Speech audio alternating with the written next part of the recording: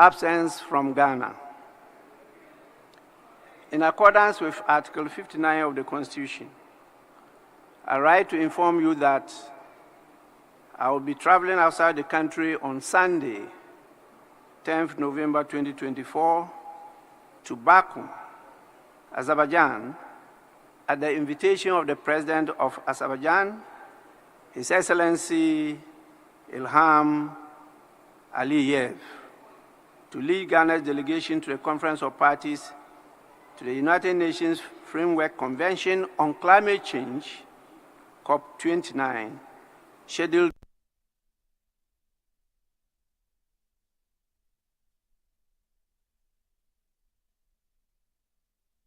on Wednesday, 13th November 2024, to Paris, France, at the invitation of the President of France, His Excellency Emmanuel Macron, for an official visit on 14th November 2024. I will return to Ghana in the evening of Friday, 15th November 2024. During my absence, the Vice President, Alhaji Dr. Mahamudu Bawumia shall, in accordance with Article 68 of the Constitution, act in my stead. Yours sincerely, Nana Addo Dankwa Akufo-Addo. The second is dated 14th December 2024, and it also reads, Mr. Speaker, absence from Ghana. In accordance with Article 59 of the Constitution, I write to inform you that I'll be traveling outside the country today, Saturday, 14th December 2024, to Abuja, Nigeria, at the invitation of His Excellency Bola Ahmed Tinubu, President of the Federal Republic of Nigeria and current Chairman of the Authority of ECOWAS Heads of State and Government, to participate in the 66th Ordinary Session of the ECOWAS Authority of Heads of States and Governments, scheduled to be held on Sunday, 15 December 2024. I'll return to Ghana in the evening of the same day. During my absence, the Vice President, Alhaji Dr. Mahamudu Bawumia, shall, in accordance with Article 68 of the Constitution, act in my stead. Yours sincerely, Nana Addo Dankwa Akufo-Addo.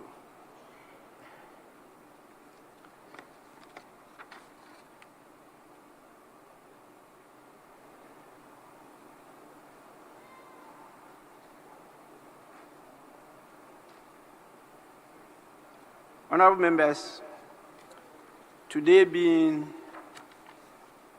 the first day of this meeting, I think it's proper I invite your leaders to at least say a few words of welcome to you before I sum it up, so that you will be properly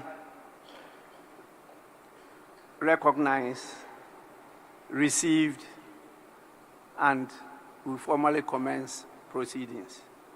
We will start with the Minority Leader, Honorable Dr. KCL Atuba Forson.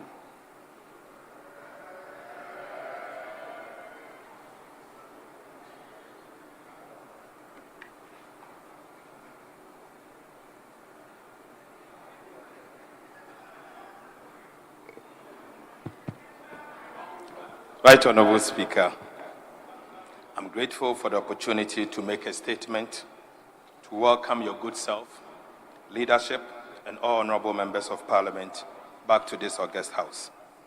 Mr. Speaker, I would like to congratulate all members who were re-elected in the just ended parliamentary elections. Right Honorable Speaker, again to our colleagues who unfortunately will not be part of the next Parliament, I wish them well in their future endeavors.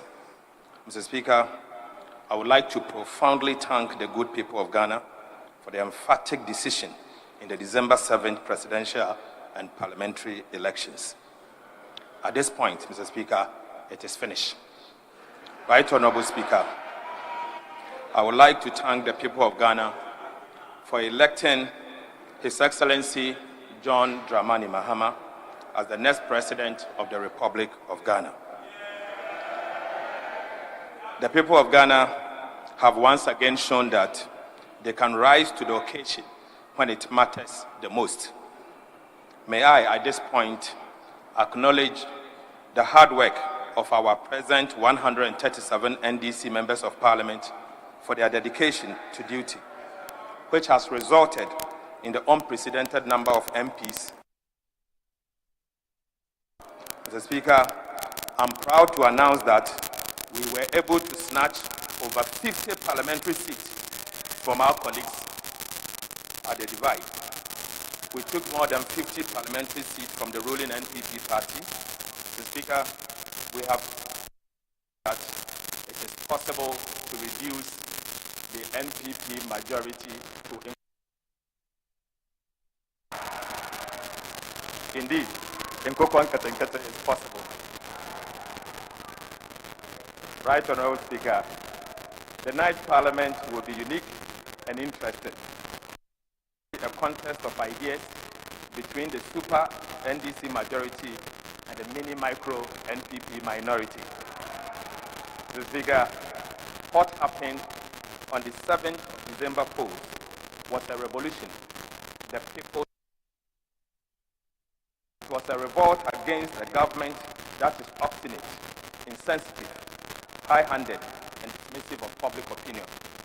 It was a revolt against a government that called people with dissenting views names, such as detractors, cynics, naysayers. Mr. Speaker, sometimes they call views of dissenting people as Sambalat and Tobias. Clearly shown that they cannot be taken for granted, and that when it matters the most, they will either reward those in office or punish those in office. Right Honourable Speaker, it is obvious MP punished for its poor governance, economic mismanagement, obstinacy, greed, state capture, arrogance of power, impunity, lawlessness, and persecution of political opponents. Mr. Speaker, the lesson is that what happened to the MPP and the outgoing government is that the political class cannot and should not take the people of Ghana for granted. This calls for introspection on the part of the political class. For deep souls who ought to have been heard when government engages in acts of impunity, lawlessness, and destruction. To my cherished NDC political party and the incoming government, may we never become like the Akufo-Addo Bawumia government. Right Honourable Speaker, we have to be different. We cannot be like the NPP government. We may be guided by the principles of integrity, probity, and accountability. Mr. Speaker, the time has come for us to do right by the people of Ghana at all times and to champion people-centered policies that genuinely benefit the voter and the ordinary Ghanaian, not the political class and its cronies. Right Honourable Speaker, indeed, it is finished.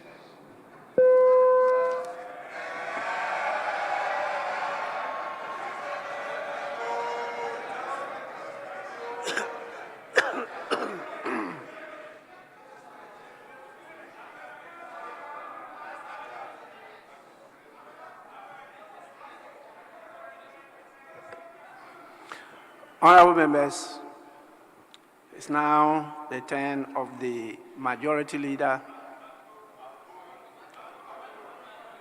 Honourable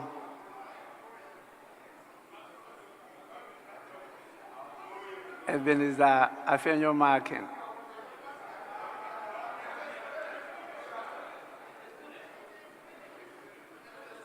You are still my son. It doesn't matter. Mr. Speaker, now is Alexander Ebenezer. Sorry, Alexander.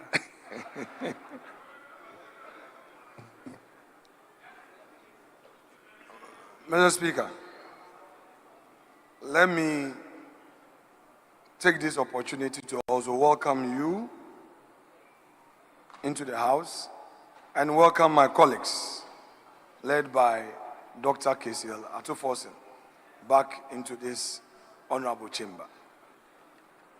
Indeed, it is an established constitutional custom that once in every 4 years, the people of this country are given the opportunity to elect their leaders. First, the President of the Republic, and second, parliamentarians, the people's representatives.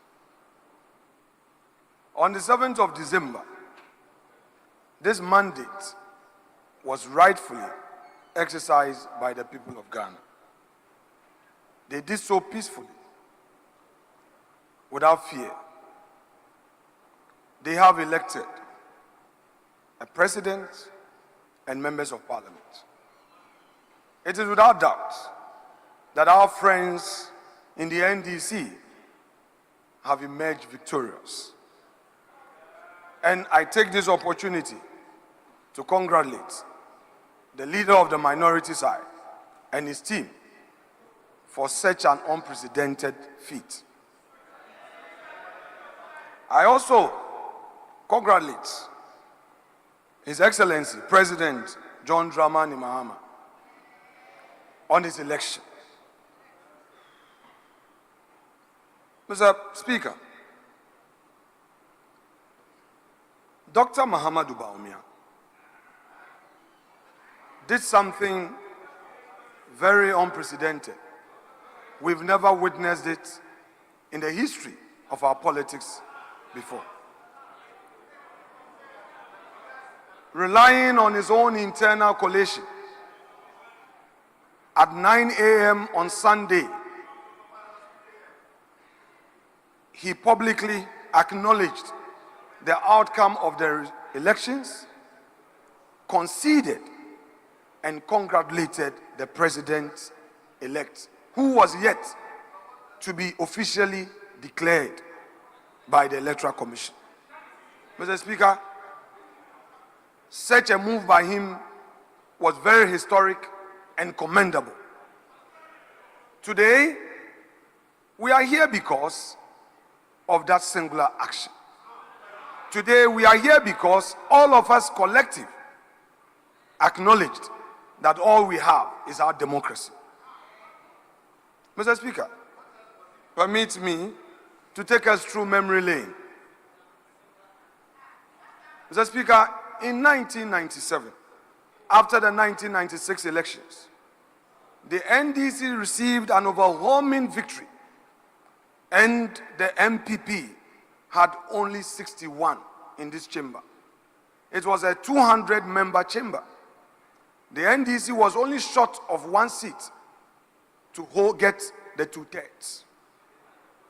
But I am happy to say that that supposed mini-minority, micro-minority, as pronounced by Dr. Kesiel Atufosin, emerged victorious in less than, in just 4 years because of hard work. They turned the minority into a majority when it came to the 2000 elections. Mr. Speaker, again, in 2012, the MPP suffered another defeat, and the NDC had a majority. In 2016, another historic feat was achieved by the MPP, where we had overwhelming majority in this chamber of 169 seats. In less than 4 years, we started going back. And by the time the people exercised their mandate again, the 169 had reduced into 137, plus our independent who caucused with us, and we made it to 138. Dr. Forson, I have heard you. You have overwhelming majority. But that majority will start reducing from the 8th of January. And I know that come 2028, we will be in the majority. Mr. Speaker, already we are experiencing some encircling gloom. This darkness we are seeing, and looking at your posture, we know that you have promised a lean government. You say less than 40 ministers. And you, the MPs, yes. Mr. Speaker, I know they can't take it. Now that we are coming to minority, be prepared. Be prepared. You see you can't take it. You see you can't take it. Mr. Speaker, even if your flag bearer, who is now president-elect, said 60, we are going to see how many of you will make it. We are going to see. You said 60 ministers and deputy ministers, all inclusive 60. Mr. Speaker, we are going to see how you are going to protect the public purse. We hear from Honorable Setekwe that you cannot implement the free SHS. We await the outcome of your policies. Mr. Speaker, we are aware that this incoming government is going to implement this Nkukon Kitinkiti policy. The Nkukon Kitinkiti is a social intervention program. We are going to welcome it. But you say you are going to reduce taxes. You are going to repeal the betting tax, the e-levy. You are going to repeal all these taxes. You are going to reduce the taxes at the port. We wonder where you get the money to implement the Nkukon Kitinkiti. We are waiting. Mr. Speaker, these are on a lighter note. But Mr. Speaker, clearly, this is a time for us to reflect, particularly those of us getting into opposition. Indeed, no party can run a perfect government in this country. When you get into government, whilst you are happy to implement your policies, you are likely to make some mistakes. We concede that some mistakes were made. We concede that we couldn't have done everything perfect. The people have spoken, we've accepted it. But Mr. Speaker, the coming days and years will reveal the true colors of this umbrella. And the elephant will be watching keenly in this chamber. Mr. Speaker, this House looks forward to a leadership that will keep us going and keep the lights on in this chamber. Mr. Speaker, let me commend you for the 4 years of your leadership in this House. Mr. Speaker, we may have our disagreements, but it is obvious that members' welfare have been key to your leadership. Nobody can take it away from you. Mr. Speaker, the institutional empowerment you've given to Parliament is equal to none. It's largely because, Mr. Speaker, we had you as a speaker coming from within. Mr. Speaker, I don't know whether you are being retained or a new person is going to be appointed, but I pray that if they decide, Mr. Speaker, if they sack you, Mr. Speaker, of all that you've done for them, they are going to sack you. Of all that Mr. Speaker has done for you, you are going to sack Mr. Speaker. We will see. Mr. Speaker, if they decide to retain you, I know Parliament is going to benefit. But should they decide to retire you, Mr. Speaker, they can do it. Oh, they can do it. They are unpredictable. They can do it. If they decide to retain you, the happiness of this House will gather further momentum. However, if the new government decides to bring a new speaker, that speaker should come from within. We don't want an outsider. We want somebody from within who would understand us. But Mr. Speaker, having said that, we have some major government business outstanding. that I would want to encourage colleagues that within the few days and weeks left, we should do everything possible to deal with these government business so that we can say that it is indeed finished.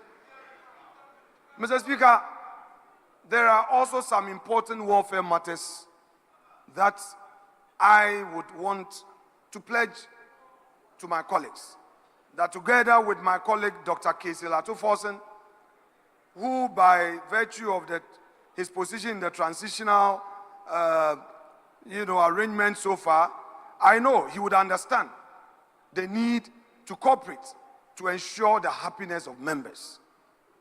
I cannot foresee members being happy to do the rest of government business when we've not dealt with the issues of welfare. Mr. Speaker, these matters must be attended to. Members have projects outstanding in their constituencies.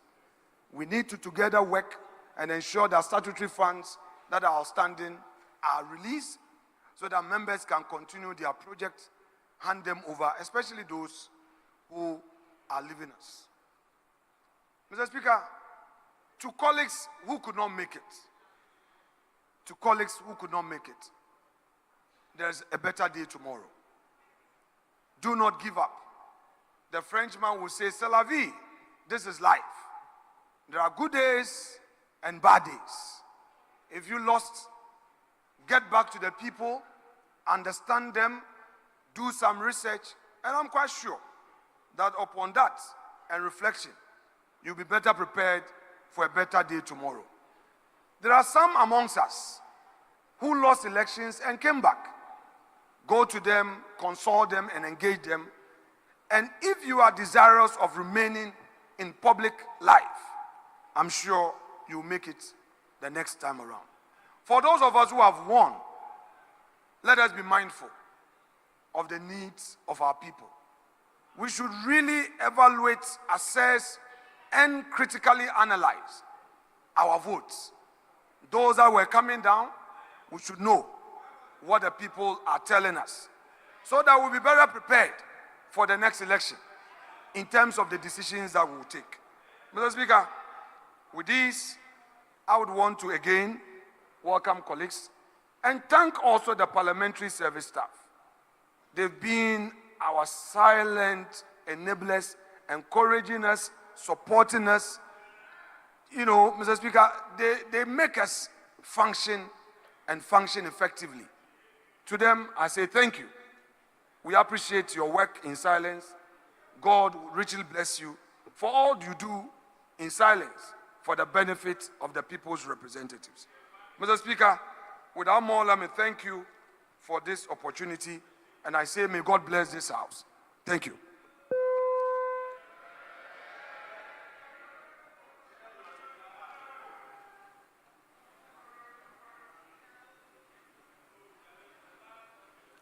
Honorable members,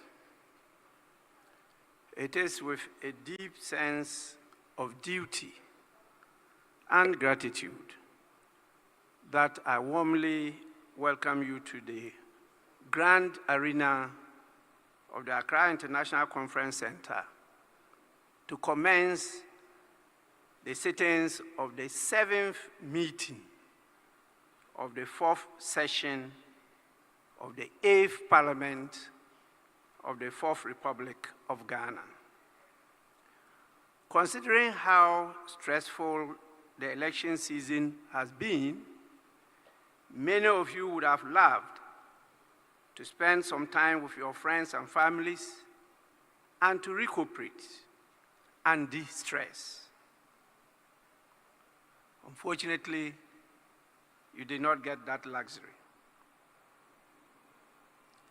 I am glad it has not been lost on you that this House stands at a critical juncture in our nation's parliamentary history. And so you have responded to the notice of summons to attend this national call beyond the expectations of our people. I appreciate all of you for the acceptance of my call to reconvene Parliament today. I want to take advantage of this opportunity to congratulate the people of Ghana, particularly the voters, for the exceptional display of maturity in the exercise of the right of choice as to who should lead our nation in the next government.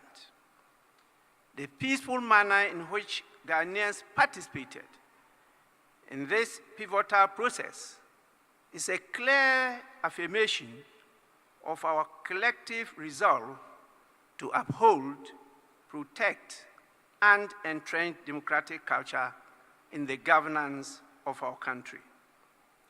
We have learned some lessons in the aftermath of voting, and I'm hopeful steps will be taken to remedy the defects in the electoral system and the process, particularly of collation. Despite these drawbacks, the spirit of cooperation and respect exhibited by a majority of the voters and political leaders reflect the resilience and maturity of our democracy. Let us acknowledge, appreciate, and celebrate this achievement and use it as a solid foundation stone for continuous dialogue and collaboration as we work together to build the Ghana we want. To some of you, honorable members, this meeting may be the last moment of service within the corridors of Parliament, but certainly not the end of your political service or end of life. You never know what life holds in store for you. I encourage you to soldier on. Who knows, you may be, in the near future, you may join the group of members of Parliament referred to in this House as "We shall return." Kindly take heart and remain hopeful of the future. Having said this, on behalf of the Parliament of Ghana, I extend our hearty congratulations to the President of Ghana, His Excellency Nana Addo Dankwa Akufo-Addo, for his leadership in the organization of the general elections, and the Vice President for conceding defeat early enough to those the heat generated by the decisive vote of the people of Ghana. I'll also, on your behalf, applaud the President-elect, His Excellency John Dramani Mahama, the Vice President-elect, Her Excellency Professor Nana Jane Opoku Ajiman, for scoring an emphatic victory and a heavy mandate of Ghanaians at the just ended general elections. I need not remind anyone of the saying, "To whom much is given, much is expected." Your promise to reset Ghana has been massively endorsed by the voters, and you cannot afford to disappoint them. I trust Parliament will be a reliable partner and the gatekeeper to ensure a just delivery of that promise. Many opportunities have been unleashed and many more myths broken by this victory. But I'm very, very happy that we did not just pass the law on gender for nothing. It has already shown some fruits. Her Excellency's ascendancy to the position of the Vice President of this nation has not just opened the door, it has opened doors. And I'm happy with her promise that she's going to keep the doors open for many more to take advantage of and to improve the living standard of our people. Ghana's democracy is the ultimate winner of these elections.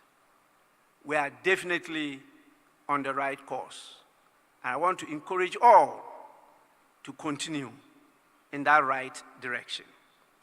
Honorable members, this meeting is for a few days, being a product of a culmination of teething problems of our fourth attempt at democratic governance. I take this opportunity to acknowledge the commitment, resilience, and dedication that some of you honorable members have made and displayed to ensure that the term of this parliament ends successfully. Together, we have maneuvered and creditably navigated through, for the first time, an unexpected hung parliament with its unprecedented challenges. Despite our failings as legislators and leaders, Ghanaians held their peace and endured with admirable patience and tolerance. I take this opportunity to commend all Ghanaians for the show and demonstration of democratic maturity. As we prepare to embark on this penultimate meeting, we have, honorable members, work to do. We have a duty to perform. We have a parliament to strengthen, and we have a nation to build. The business of this House is far from complete, and the legislative priorities before us demand nothing short of our loyal service, utmost dedication, focus, and firm action. Several crucial private and public bills, tax and financial requisitions, international agreements, and committee reports are pending and at various stages of consideration. Unfortunately, the season and time are not in favor of a heavy work schedule as detailed out on the order paper. We are compelled, in the circumstances, to be realistic and to prioritize business. Unless we abandon the interests of the people and nation, there is no way the long list of government business on the order paper could be done within this limited period of time before the end of the term of office of this parliament. Consequently, I propose the House considers the following items as priority business. 1, expenditure in advance of appropriation bill, 2024. 2, environmental protection bill, 2024. The consideration of the clauses of this bill has been taken already. It's just left with the third reading only. 3, boundary commission bill, 2024. This is a very urgent bill due to the state of insecurity in the world, particularly our sub-region, West Africa. So the Social Protection Bill 2023 as number 4, Parliament Transition Bill 2023, the Parliamentary Service Bill 2024, and a few Public Accounts Committee reports, which, if not taken, will lapse and have to be referred to a new committee in the 9th Parliament. And I believe that will cause irreparable damage to our economy. The 2 bills sponsored by Parliament are essential in refining the processes involved in the peaceful transfer of the management and administration of Parliament to prevent the occurrence of the ugly incidents at the birth of the 8th Parliament. It is time the House takes a decisive action to enact a law to strand out in clear terms the processes and procedures of transition from one parliament to the other. The Presidential Transition Act 2012 is a shining precedent for the executive arm of government. Additionally, the long-awaited International Business and Economic Transactions Bill, which is pivotal in positioning Ghana as a key player in the global economic arena, ought to be considered.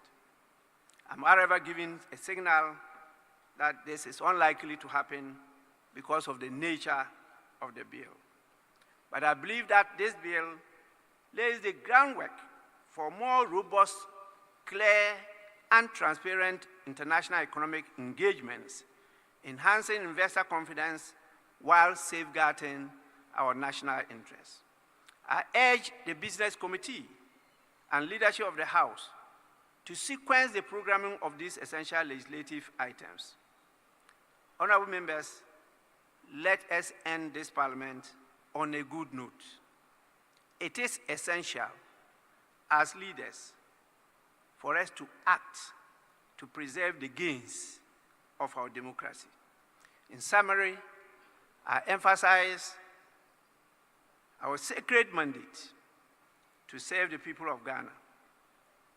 This sacred mandate remains active until the end of this parliamentary term, and nobody should forget of that. Once more, you are all warmly welcome, and I thank you for your attention. Honorable members, we will now move to the next item, definitely our usual item of correction of votes and proceedings and official reports. I have two additions.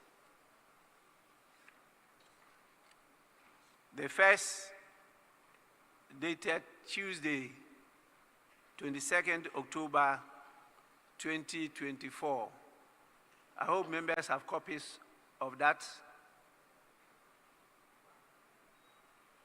And so we start with the Tuesday, 22nd October 2024, page 1.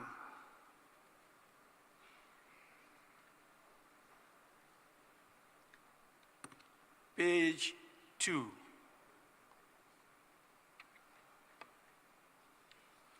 Page 3.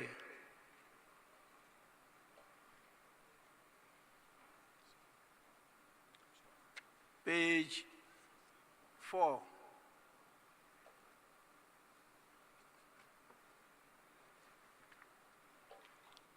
Page 5. Sorry, page 4. Honorable Member for West Central. Thank you. Mr. Speaker. Mr. Speaker, I just want to draw attention to the fact that you adjourned out because there was no quorum. But if you look at the total number of people listed here, you have 171. It does contradict the reason you adjourned the House. Purposely for lack of quorum.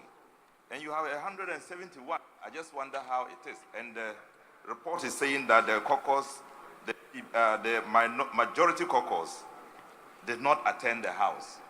So it kind of contradicts the essence of the reasons you close the, you adjourned. Thank you.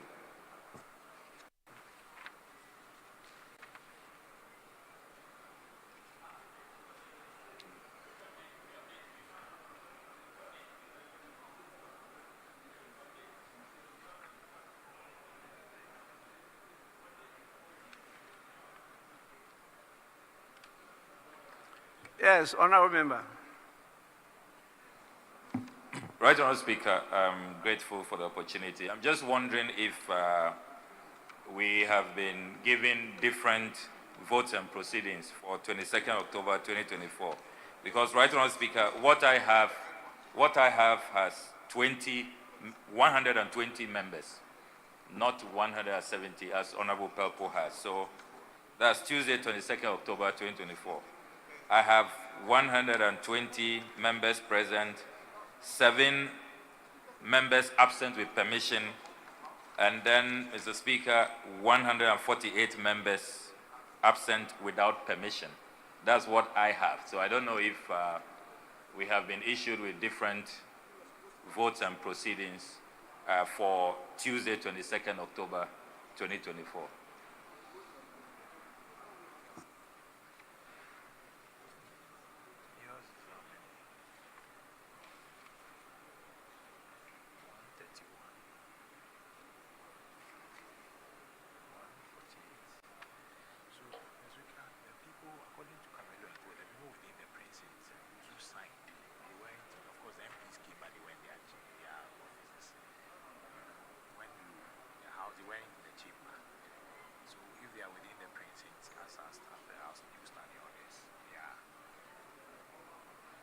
Yes, Majority Leader. Mr. Speaker, I'm just adding my voice to what former Deputy Leader said, Honorable Rashid Pelpo, in respect of their votes. Mr. Speaker, even if it was 120, as per the records, the 120 present was sufficient number for the House to sit and deliberate on matters. So I just wanted to add my voice to what he said, without more. Thank you, sir.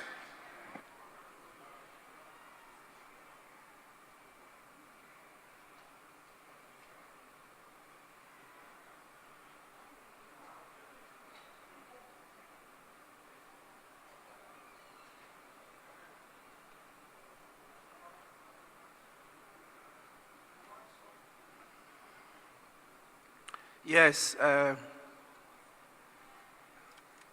Again, Honorable Ablakwa. Hello?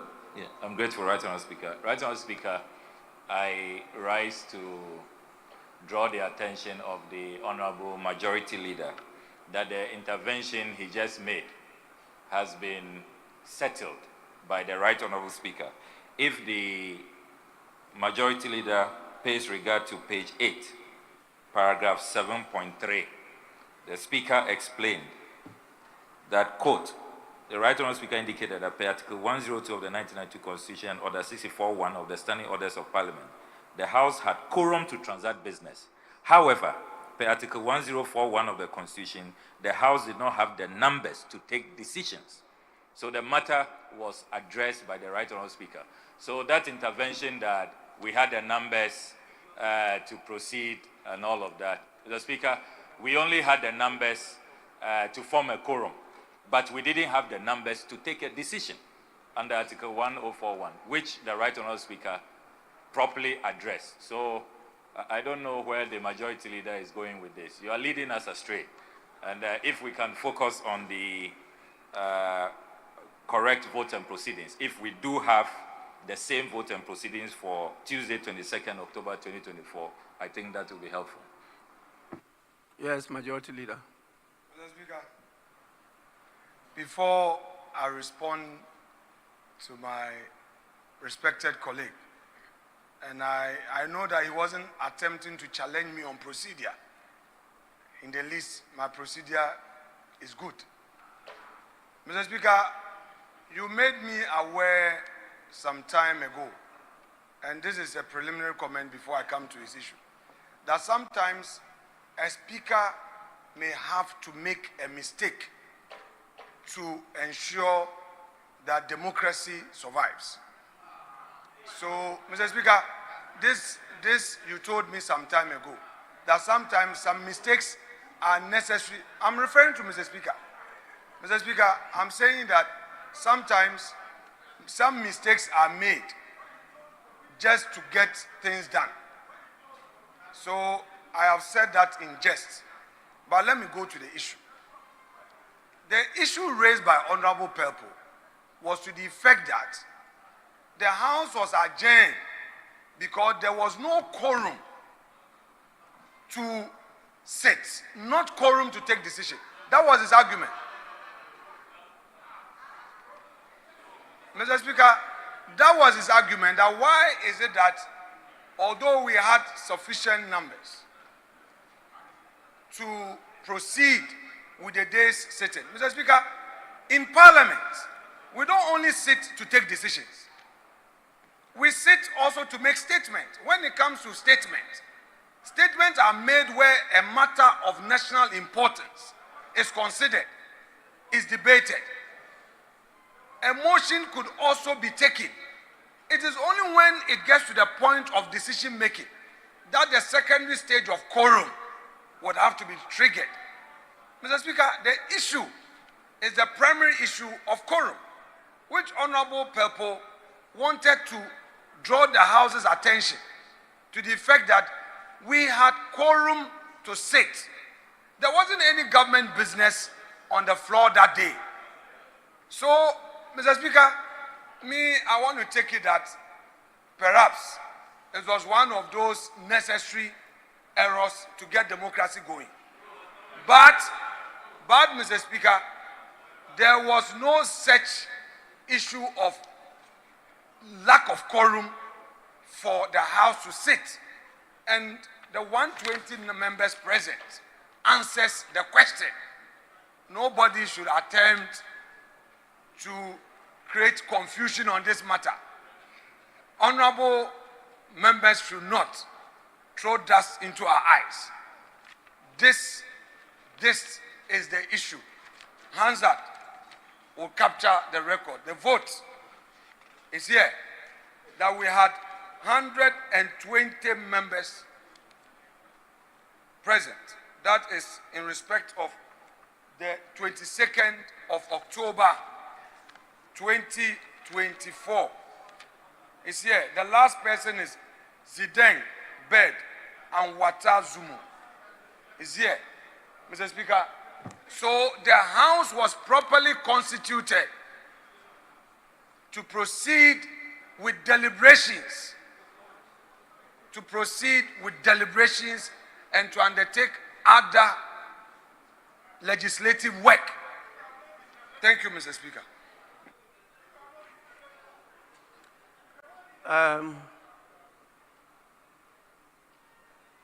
Well, Honorable Rashid Elpo. Thank you, Mr. Speaker. Mr. Speaker, I think we are operating at two different levels. I made a mistake and made reference to the Thursday sitting, which had 171 members. And so he is talking about the Tuesday meeting. So he may be arguing on the right path or otherwise, but that's not exactly what I meant. I just wanted to make reference to the 171 members. And I thought that the 171 members were not present in the House and couldn't have been captured in the vote and proceedings. Thank you, Mr. Speaker. Yes. Honorable members. Yes, please. Honorable Blackwell, yes. I'm grateful, Mr. Speaker. Mr. Speaker, the majority leader is raising a matter that, Mr. Speaker, we have to pay attention to, this being a House of Record. And these are matters that went all the way to the Supreme Court. They are constitutional issues, and we should not gloss over them. The fact of the matter is that when we convened here on the 22nd of October, our colleagues on the other side did not attend proceedings. They were not in this House. They boycotted the sitting. And so we did not have a decision-making quorum. And that is the basis upon which the Speaker ruled, which is clearly stated in the votes and proceedings. So for the majority leader to be using the back door, albeit surreptitiously, to say that there was a mistake by the Speaker, there was no mistake. There was no mistake. The fact of the matter is that we did not have a decision-making quorum. And the Speaker stated emphatically that there were decisions that we had to take.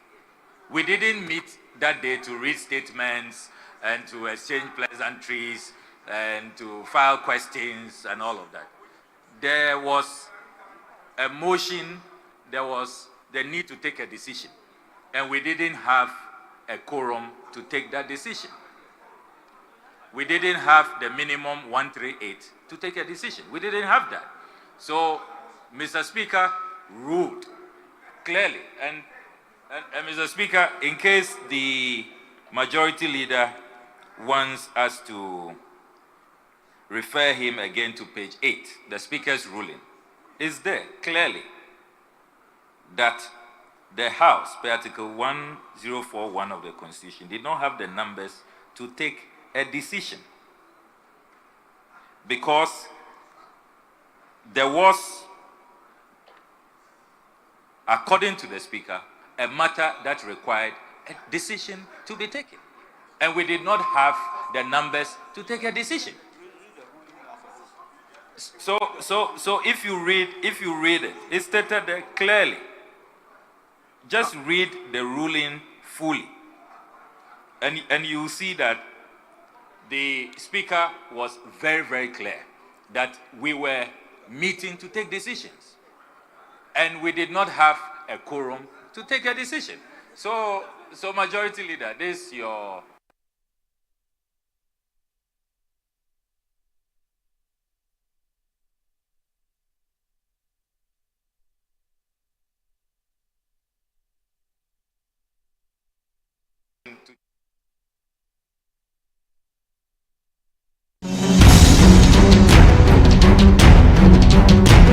This election season.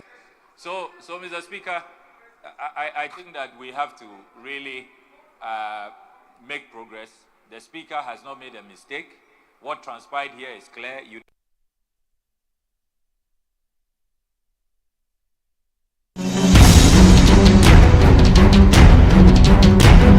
This election. To apologize to Mr. Speaker and all of us who had to leave our campaigns and come to this house, and indeed the entire Ghanaian populace. So, Honorable Afenyo-Markin, you should be apologizing to us, to Mr. Speaker and Ghanaians, not trying to distort what happened in this house, which has been accurately reflected per our records. Yes, Honorable Matthew Opoku Prempeh. Thank you, Mr. Speaker. Mr. Speaker, you just called for correction of votes and proceedings. It is entirely in the bosom of the House that if a mistake has been done, we correct it now. That contorted argument that no decision was being made, so calling that order to enforce is wrong. He himself, in speaking, he said that there was no decision on the order paper to be made. So maybe we should take advantage that the item on the table now, on the floor now, is correction of votes and proceedings. So, Mr. Speaker, if something has been stated wrongly, this is the time to correct it so that we can move on. Honorable members, I think we should just proceed. The person who raised the issue said his reference was to a different order, votes on proceedings, dated Thursday, 7th November 2024, not the one we're considering, dated Tuesday, 22nd October 2024. And so that ends it. As for the others, those who believe that are erred in my ruling may need to be taken to school. I'm not sure they read the ruling very well. And that ruling actually worked in their favor. Honorable Majority Leader, it actually worked in your favor. And for you to come here and try to impede on that ruling, please, I really was surprised that you raised the issue that you put across. It's not correct. Please. It was no intent the temperature. Mr. Speaker, I never raised this matter. Honorable Rashid. I'm not saying you raised the matter. I've not said that. Mr. Speaker, calm but down. you gave an example that I told you. I'm sure you are talking about maybe in private. No, Mr. Speaker, that that's sometimes different. the speaker errs. Mr. Speaker, not on this occasion. It was not related to this. Mr. Speaker, it's not related to this.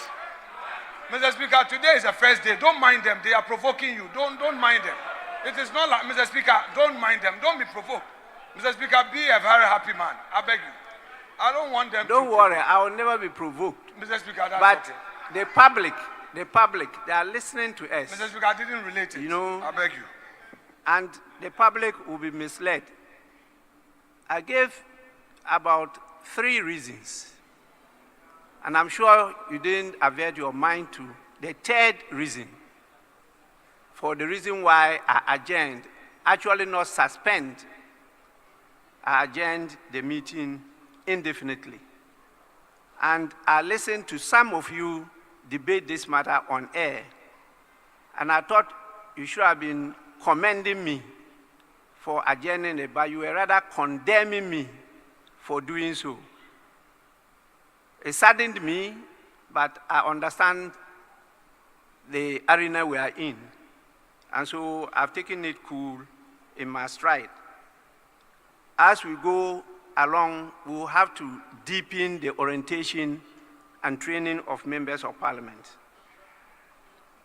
so that we don't get the public being confused by you who are seen as leaders, you who are seen who should know better, rather misleading them. So let's go back to the correction of votes and proceedings on the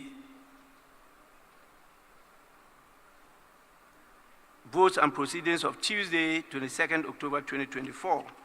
We're at page 4. And those present, as you can see, are 120. Those absent with permission were only 7.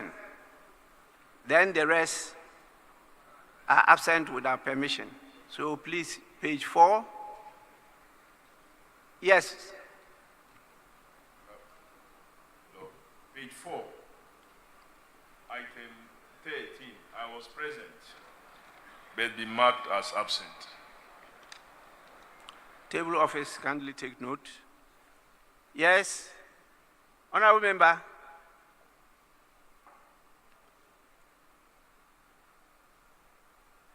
Are you on your feet to... Sorry. Page 5.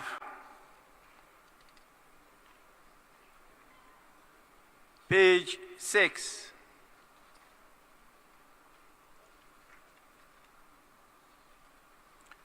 Page 7. Yes. Honorable Oseche Mensah-Bonsu. Speaker, page 6, item numbered as 98. I think I transmitted a leave of absence request, but I've been marked as absent without permission. So if you may direct the table officers to take note of that. And having said so, Mr. Speaker, even though we sat a bit late, it's past 2 o'clock, it's almost 3. I don't know whether we may want to call for an extension of the sitting period.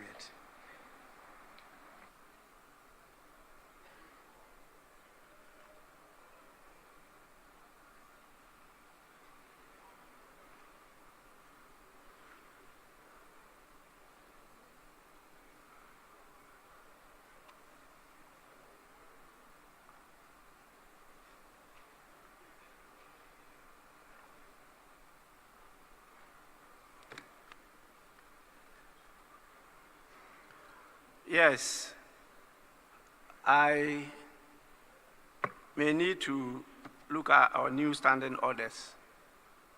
A few things have been changed in the new standing orders. But I call on the table office to look at the request for permission and whether that request was approved. If so, please, you do the right thing by making sure that he's absent with permission. If not, you leave it as it is. But now our standing orders talks about us sitting for 5 hours, not the 4 hours as indicated by the earlier standing orders. And so there have been some change as to a time to announce or give notice to the House of an extension of sitting. So we may have to look at it again. Page 7. Yes, please. You're right, Honorable Speaker. I was marked absent without permission, but I was present. Thank you. What's your number? Number is 138.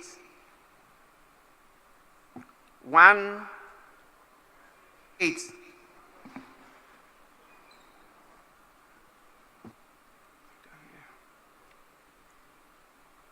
One 38.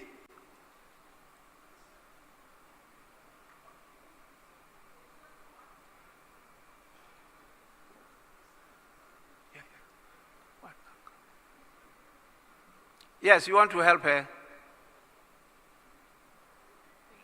No, Mr. Speaker, I had a different matter that I wanted to raise, but she said 138, page 7.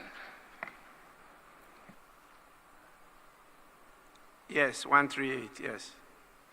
Yes, you could now add yours. And Mr. Speaker, again on page 7, number 134, I was in the House but marked absent, so if can be captured.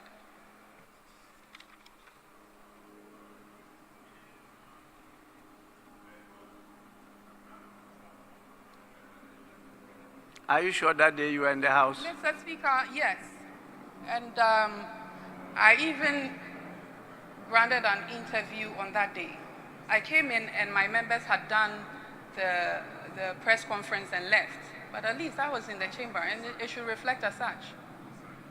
If we are here independently representing our people, on that day, I was here, and I granted an interview after that. Yes, table office, kindly take note of that. Page 8. Yes, sorry, page 7. 7. Mr. Speaker, number 115. I was present that day, but not absent. Thank you. Number 115. Kindly take note. Yes. Speaker, thank you. Page 6, number 69. I was present in the chamber. Thank you.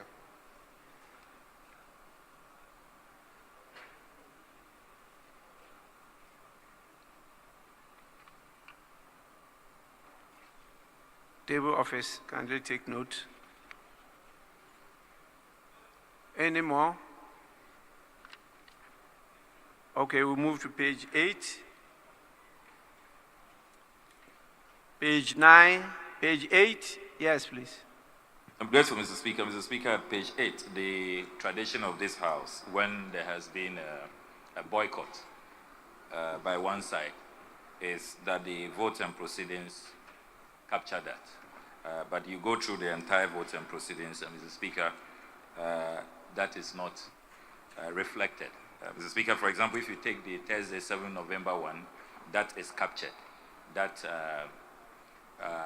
boycott or lack of attendance is stated.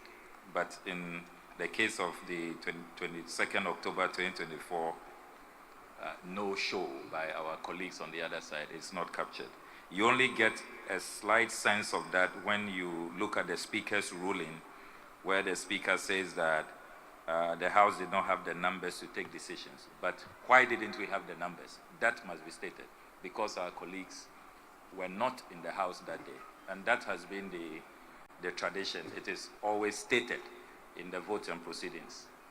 So, Mr. Speaker, if the table office can reflect that development, because it is missing. Yes, Honorable, is that Chairman of Constitutional, Legal and Parliamentary? Yes, sir. Yes, please. Thank you, Mr. Speaker. Mr. Speaker, in response to my colleague's correction, I do not think that we were in the house and we walked out. That's what we call boycott. Members, it is recorded that 120 were present. This number was absent with permission, and these numbers were absent, Mr. Speaker. And I think that the records, it's captured it straight away. Nothing happened in the chamber that indicates that a group of the people had boycotted Parliament. And therefore, I think it should remain as such. Thank you. Well, I can only direct the table office to cross-check as to what happened that day. Because on record, there is no indication of a boycott or even a walkout. But my ruling gave an indication that we do not have sufficient numbers. And definitely those of us who were present also observed a few things. And I think that it would have been captured by the verbatim reporters who were present in the House. But our attention has been drawn by the Honorable Member for Domi Kwabinya that she came later on and was present in the House. And so we have to make sure that we capture all this. But I recall talking about adjourning the House, the meeting, not suspending the meeting. So please, table office, take note of it at paragraph 3 of my ruling. Now we go to page 9. Page 10. Page 11. Page 12. Page 13. Page 14. Page 15.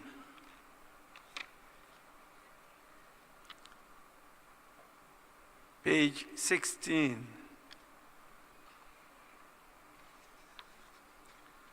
Page 17.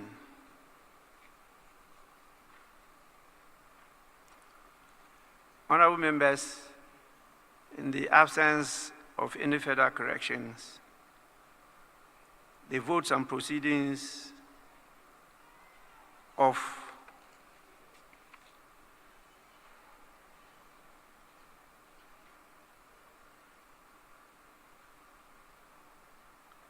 Tuesday, 22nd October 2024 are hereby adopted as a true record of proceedings.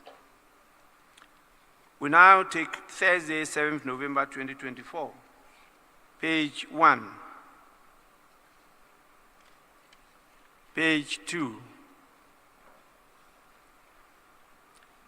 page 3, page 4, page 5, page 6, page 7,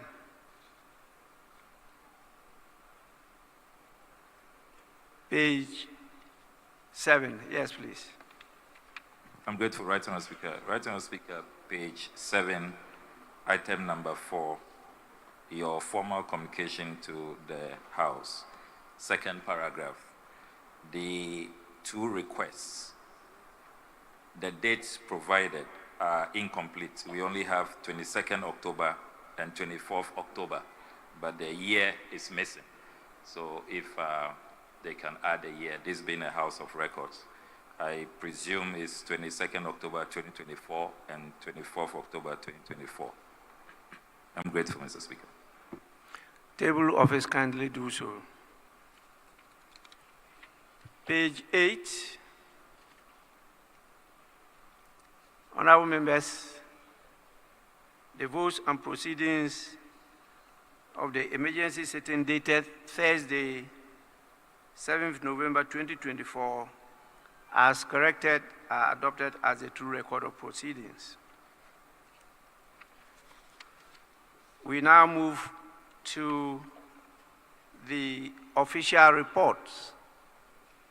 And I have 4 copies of different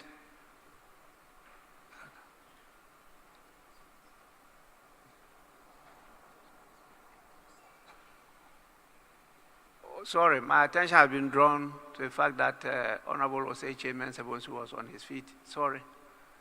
Yes. Mr. Speaker, not really a matter of controversy, but I thought that is for consistency. Mr. Speaker, you adjourned the sitting of 7th November 2024 on account of the prevailing situation in the House, that you took cognizance of the fact that a group of members were not present in the House. And then you proceeded to, on account of that, you proceeded to adjourn the House sine die. That was on the 7th of November 2024. The Speaker, on Tuesday, 22nd October 2024, when you adjourned the House, it was on account of prevailing circumstances. One, and you yourself mentioned it,